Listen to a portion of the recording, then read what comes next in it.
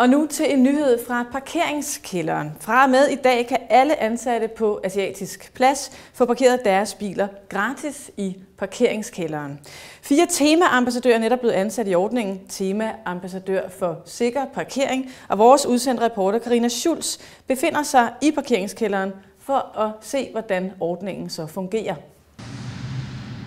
Tillykke med udnævnelsen hernede i parkeringskælderen. Kan du fortælle mig lidt om den nye ordning? Jo tak, og velkommen til parkeringskælderen. Det er jo en ny ordning, der starter i dag, og det er jo med glæde og stolthed, vi præsenterer den. Og jeg og mine ambassadørkolleger hernede vil være rigtig glade for at fremover kunne yde den her service. Men hvad går ordningen helt konkret ud på? Ordningen går konkret ud på, at ministeriets ansatte, når de møder om morgenen, så afleverer de nøglerne til en af de 2 parkeringsambassadører ved ministeriets hovedindgang, hvorefter vi så parkerer bilerne, og ved arbejdstidsophør får man så nøglen tilbage sammen med sin bil. Men hvorfor har der været behov for at skabe den her ordning? Nu er det sådan, det er blevet observeret gennem længere tid, at der er flere ministeriets ansatte, som ikke har kunne parkere bilerne i overensstemmelse med reglerne, som nemlig er mellem de hvide linjer. Mange de har parkeret lidt skævt i forhold til linjerne,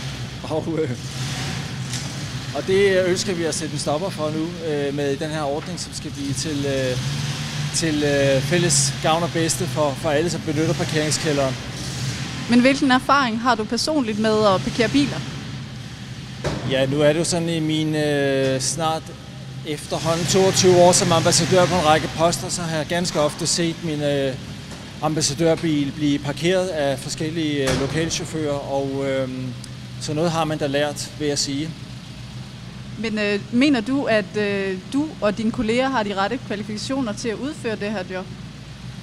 Ja, altså det er jo klart, at det er jo en helt ny ordning, som skal træde i kraft, hvor der vil være nogle indkøringsvanskeligheder. Men altså, vi vil jo...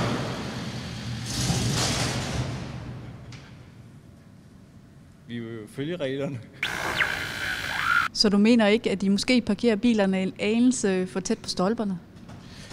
Altså, nu skal parkeringsreglerne i overensstemmelse med de gældende regler og i overensstemmelse med ministeriets værdisæt som musikalitet, akkuratesse, omhu, handlekraft, åbenhed, omstillingsparathed, imødekommenhed, rettidighed, musikalitet, professionalisme, akkuratesse og beslutsomhed. Så er den parkeret. Tak skal du have. Tak skal du have. Vi ses i parkeringskælderen. Ja, tak til Karina, og så kan jeg fortælle, at ledelsen på baggrund af succesen i parkeringskælderen har besluttet at udvide denne her ordning, så den nu også gælder for cykelparkering.